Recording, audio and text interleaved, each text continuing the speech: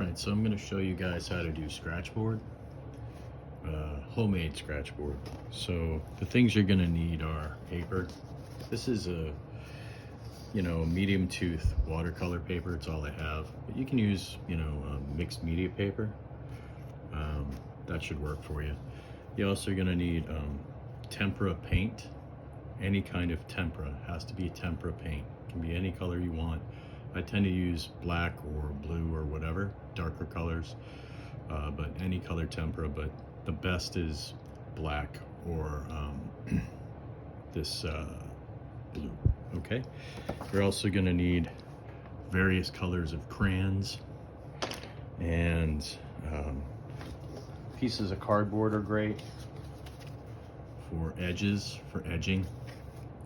And you're also gonna need some kind of tape. It's just helpful for the borders of your piece, and you'll see as I go along. Once again, we're doing this homemade Scratchboard. Oh, and another thing, to scratch the tempera off, I just have toothpicks. So if you have any toothpicks lying around your house or whatever, that works. Anything that's got a head on it, the paper clip would work. Just anything you got lying around that has a tip to it. I suppose you could even use like the tip of a knife or something, but this is just things that I have lying around in my studio. All right, so let's get going.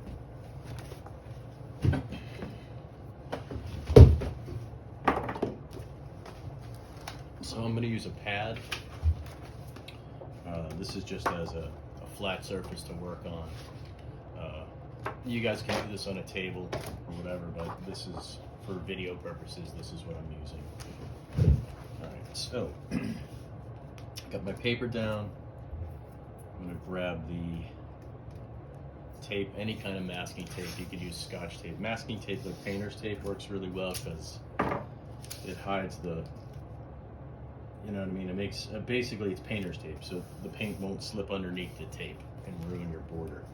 That's essentially what I'm doing right now, is making a border.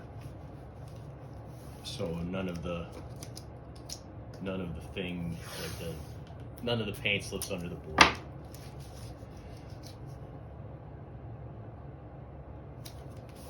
Okay.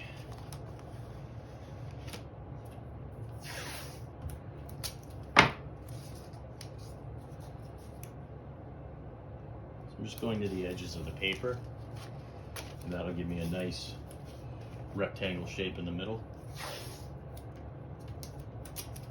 It'll be even because I'm going to the edges with the tape, to the edge of the paper.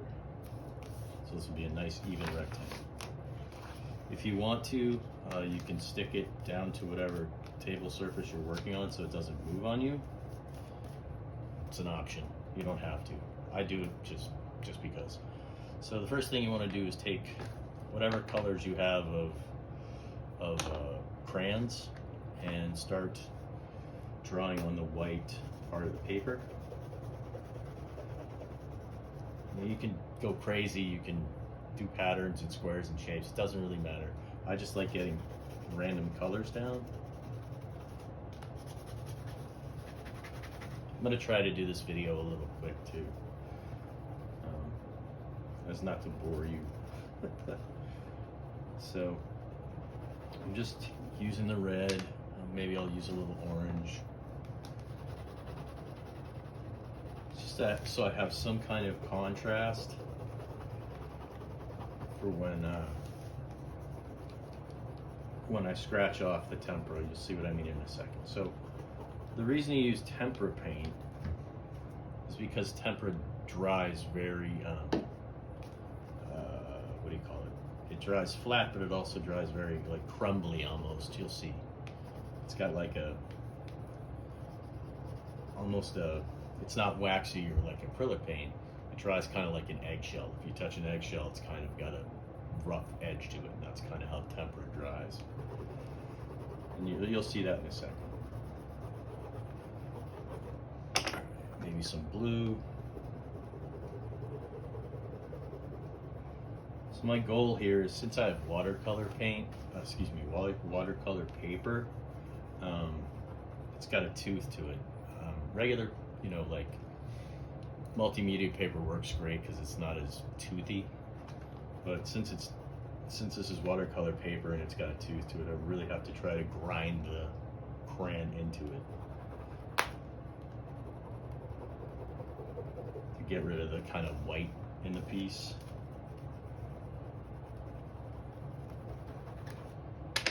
But if you're using the multimedia paper, you won't have this issue.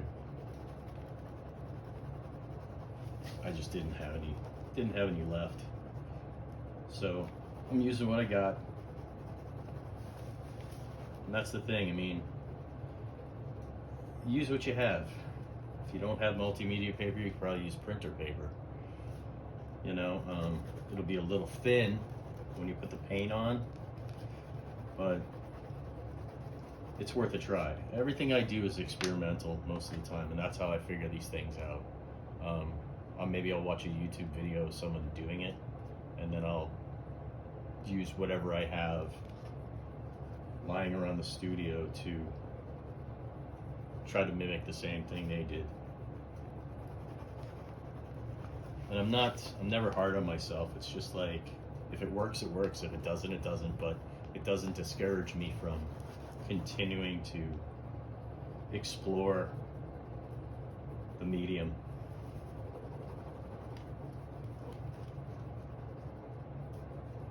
All right, that looks pretty good. I mean, I didn't get all the little dots, but it's all fine.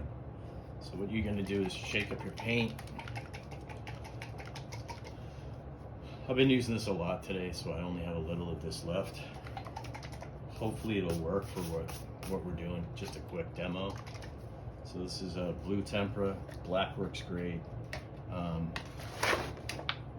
Right now I just want to get my brush clean, or dry in this case, because you want to put the paint on as thick as you can. This might be a little intimidating for some people who are not used to painting with a brush, but you'll see how it works. So when you put the paint on, you basically want this to coat right over this. So it's you're gonna kind of see how it works. It's a little frustrating sometimes. So I'm just gonna put down a little bit on the top, and I'm lightly, if I push down really hard, see what happens, it kind of gets stuck into the paper. You kind of want to just go over the surface. You want the paint to sit on top of the crayon. You really don't want it to seep into the surface of the paper. So I'm not really bearing down with the brush, I'm just kind of dragging it across nice and light. A couple of different ways. The goal also is to get as minimal amount of texture as possible, meaning, like, you see all these little ridges from where the paint goes down, you're trying to make that as less as possible. So right now I'm like really holding the brush lightly. Maybe I'll get rid of a little paint and just kind of go nice and light strokes, trying to get rid of those ridges. It's not 100% necessary to get rid of them. If they happen to be there, don't be discouraged. Just kind of keep you going for it. It's not a big deal. But you're trying to get this as flat as possible. It's not easy. Don't be upset about it. It's not a big deal. If it's your first time doing this, don't get upset with yourself. Okay, so see what I did there? You notice how the paint is actually coming up? That's what you don't want. You actually want the paint to sit on top of that. So I'm gonna add a little more paint and see if I can cover that area up. And I'm just gonna go lightly. I'm not even bearing down, I'm just lightly dragging the brush across to pull the paint into the areas. Let me do a little bit more paint. Now, there is a such thing as having too much paint. And what that'll do is when it dries, it'll crack, because that's how tempera kind of works. Tempera will crack up. Since it's not a acrylic based kind of paint, it'll just crack and look weird. But I just did a piece where I put the paint on too thick and it cracked, but it looked actually pretty cool. It gave it a cool texture. Um, and I can show that piece to you later, but I didn't see it as a loss. It wasn't not a big deal. Whenever I do anything, I don't see it as a loss. I just see it as a lesson learned, and down the line, that cracking paint could be useful in some abstract painting I was doing or something to that effect. So I'm going to kind of turn it. Like I said, I'm trying to get it nice and even, or as flat and even as possible. That looks pretty good to me. There's still a little bit of lines, but I'm not worried about it. So I'm just going to put my brush over here and wash it out. Okay, so a couple of things you can do if you have a hair dryer. You can go like this, and it'll dry the paint so you don't have to wait. Or you can wait, do a bunch of these pieces and then put them overnight, and then come back and work on them. That's another way you can do it. But the only thing I have in the studio is a heat gun that I use for multiple projects, but I'm going to put it on a low setting. And if you're not familiar with a heat gun, you may not want to do this. It gets really hot. I've been using it for quite some time, so I'm just going to share this with you. This is what I do. Hair dryer works great though. I would suggest for you newbies, use a hair dryer.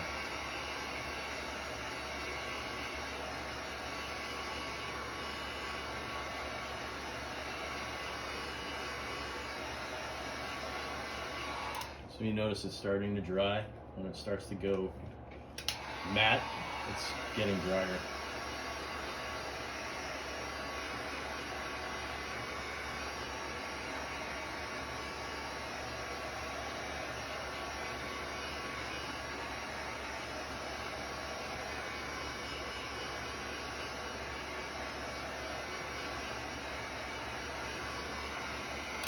You can see, I don't know if you guys can see this, but I'll bring it up to the camera, but what's happening is there's too much paint in these areas, and so it's starting to crack now that it's drying. It's kind of crinkling up a little.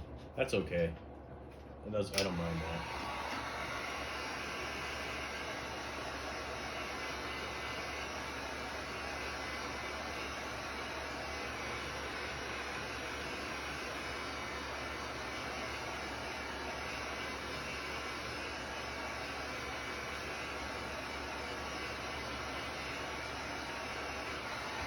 So your goal is, when you coat the crayon, your goal is to have a thin enough layer that it doesn't crack when you heat it up, but also a thick enough layer that it hides all of the crayon. That's the goal. So it just takes practice to do it. I haven't done this in a while, but I'm gonna have a couple areas that are off, but it's not a big deal to me, just because I kind of like the textures that it makes.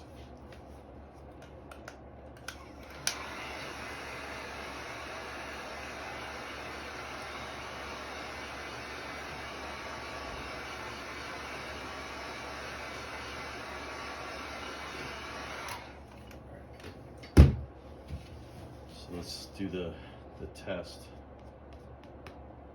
All right, so it's not wet. That's perfect. That's what we want. Whoop. Notice how I moved. So there's little sprinkles of stuff on here. That's basically crayon. When I was going like this, some of the crayon had grated off and was sitting on top of the surface, and I painted over it anyway. But since I went like that, I lifted that piece of crayon up, and since the paint was on top of the crayon, it's flicked off and left a little thing. Not a big deal. Okay, so the next step is grab your tool, either your toothpick, your paper clip's good, anything you can kind of just use for scribing. Scribing means just like scratching away, literally scribing, writing, that kind of thing. And that should work for you. The other thing you can do is grab a couple pieces of cardboard as straight edges. So I'll show you what I mean. So this is just a piece of cardboard that I had lying around. You could probably use, if you had like a cereal box, that's nice, has a nice straight edge to it, just rip the page off when the cereal's empty. You know, if you have a ruler, even better. So I'm just using what I have around the house. So I'm gonna put this on there like this. This, and just go right across. See how it just left a line? So I'm just scraping off the dry tempering. That's the idea. Literally, what a scratchboard is they put like a black kind of temperate ink over a white board that dries, and then you take like a scratchboard tool or whatever, and you're just scratching off that black surface. And that's all I'm doing here, is scratching off the blue surface that I put down. So you can do it a couple ways. You can either get really technical with it and do really fine lines. I don't want to do that. I'm just going to do shapes. Just really quick to show you. What's nice is that you have the tape around it. You have a little border that you can run into. That stops you from like going outside or whatever, so it works. I'm just going to go up to that line I just made and just scratch up to it. Try not to go over it, and just keep scratching away. So I'm just trying to make like a triangle in this corner.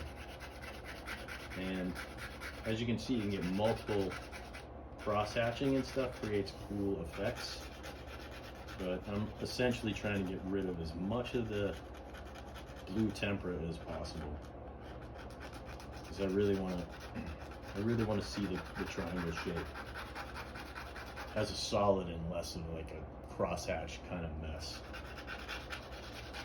Although cross-hatching mess can be nice, you know, that could be what you're looking for.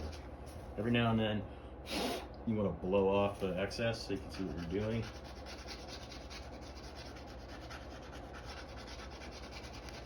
There you go.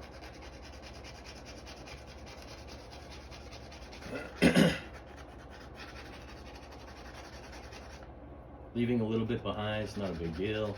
Depends, you know, whatever you want to do. I mean, you can scratch this until you get all the little black specks off, you know, and that's cool, no big deal. Works great. Whatever you want to do. Okay, so that's my like triangle area. So what I'm going to do next is take this, because I just, you know, want to use the shape of the round tape part, and I'm just going to kind of on the inside, and I made like a circle. Now, in previous pieces that I've done, you can get really straight, awesome lines. That's if you put your top paint. This paint has to be nice and thin, but also not clear, not transparent, so you can see the stuff behind. So you're looking for a nice thin layer. I didn't really get that. This is kind of chunky, the paint. It's a little thick, and that's why you have these crinkly edges, but creates a cool effect. It doesn't make it absolutely perfect, which is kind of neat actually, if you're looking at it from like an abstract perspective. I mean, this is essentially, I'm making an abstraction of like negative space.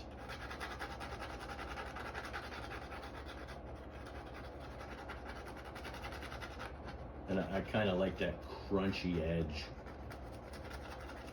It looks kind of cool.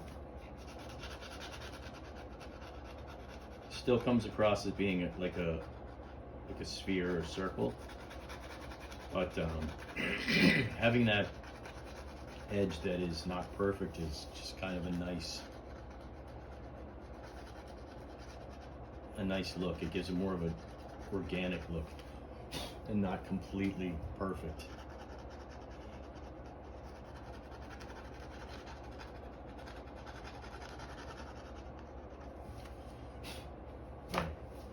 So that's kind of cool actually. Now I have a coaster. This is like a coaster that you put drinks on. This is something I just had lying around, and I like the edge of it. It's kind of rounded, so I'm going to use that over here. So I'm just kind of trying to create a cool negative space here that has some kind of interest to it.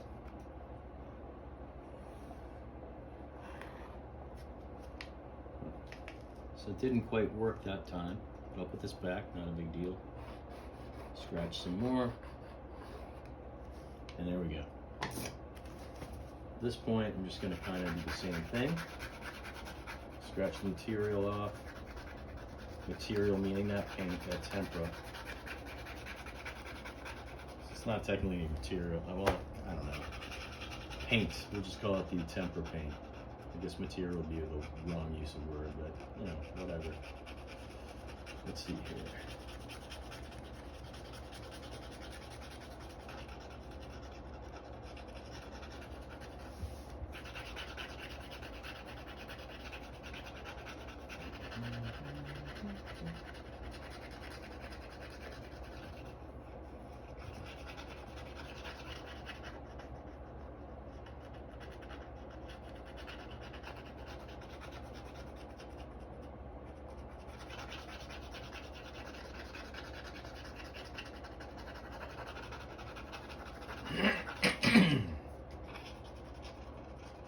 Excuse me, I have a bit of a, not a cold, but I have some allergies. Seasonal, not sure. Not sure why that's happening, but maybe I do have a cold, I don't know. But from time to time I have to clear my throat. I apologize if you have a gag reflex.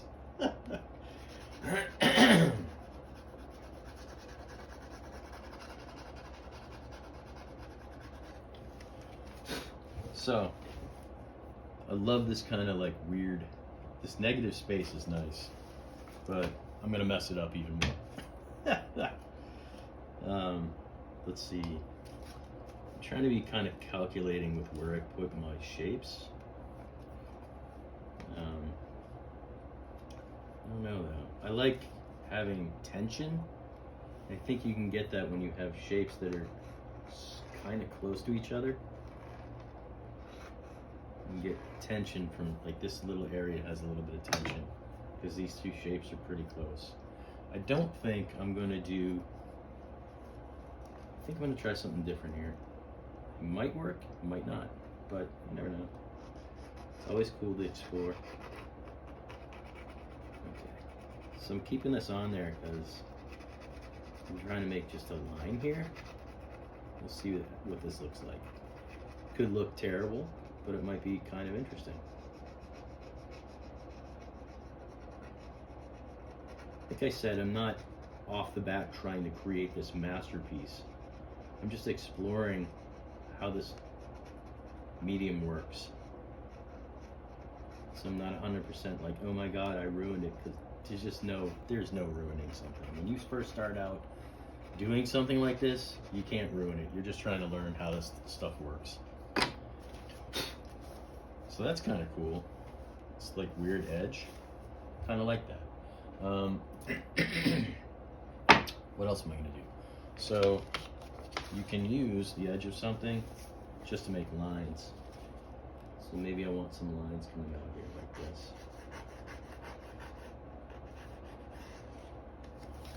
There's one line, and I can make another line.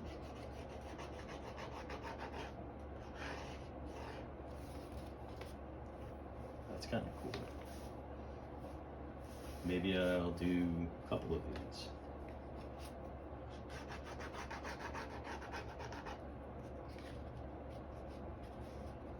I'm not worried about symmetry at this point, meaning things are perfect. I'm just chucking down lines to see how it all works. This also gives me a base to figure out, like, all these little techniques I'm doing with this. I get to learn, like, oh wow, this does great lines. You know, you can do a straight line with it. The coaster does cool shapes. You know, you can put down flat objects on here and trace around them, you know, and come up with some cool stuff.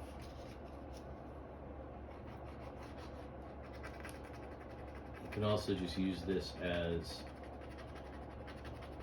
a buffer between what's underneath the cardboard and what's actually the actual Scratchboard part.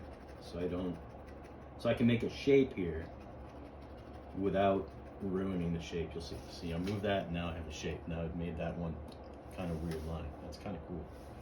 All right. And that's, you know, kind of it in a nutshell.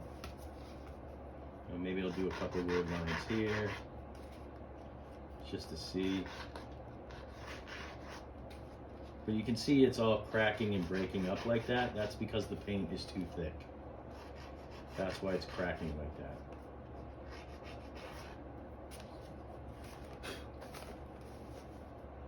But like I said again, it doesn't really bother me, and it shouldn't bother you guys, because, you know, if you've never done it before, you're gonna run into these issues.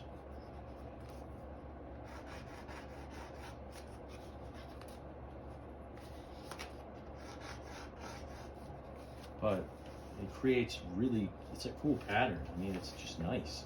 There's a lot of depth created here. I like the fact that it's not perfect.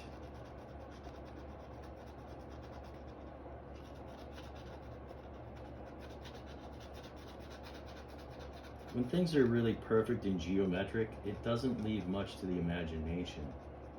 You can look at it and be like, oh wow, that's really perfect and geometric and it looks cool, but having some texture to it really changes that dynamic. It's kind of just, I don't know, it's neat for me. It's very earthy. I kind of gravitate towards earth tones and, you know, textures.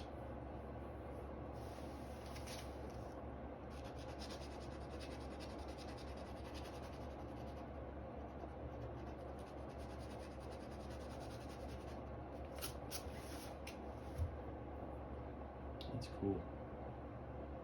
I think I'm going to continue this throughout the piece just because I like the lines. I like the look of it.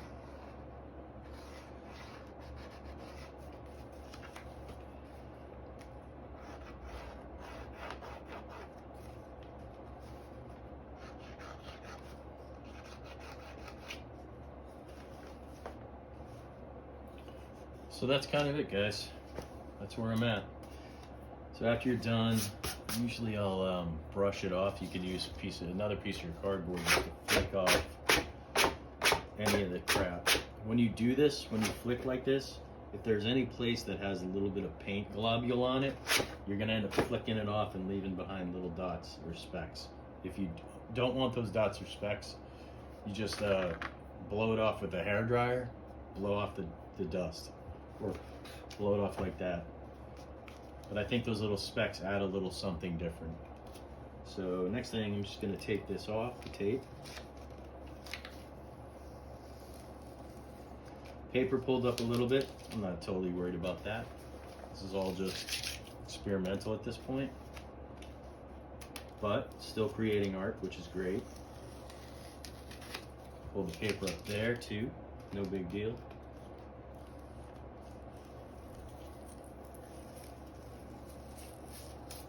Cool. I like this a lot. Nice. This edge. Perfect. All right. That's what you end up with. Something like that. It's pretty cool. You have a nice border all the way around it, which is awesome. Sometimes I'll take you can take like a Posca marker. These are really great paint markers to use. And what I'm going to do is just kind of go around the outside border.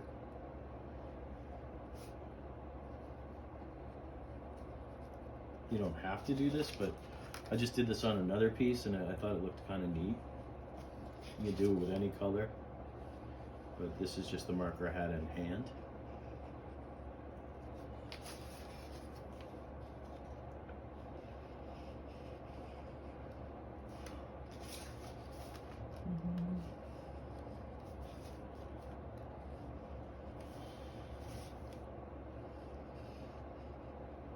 There you go. So now it's got this cool border around it. And there's your Scratchboard. Homemade Scratchboard. Once again, guys, the reason why you have all this crackling going on there is because the paint was very thick. I think also maybe it's the paper too, since it's got a tooth to it.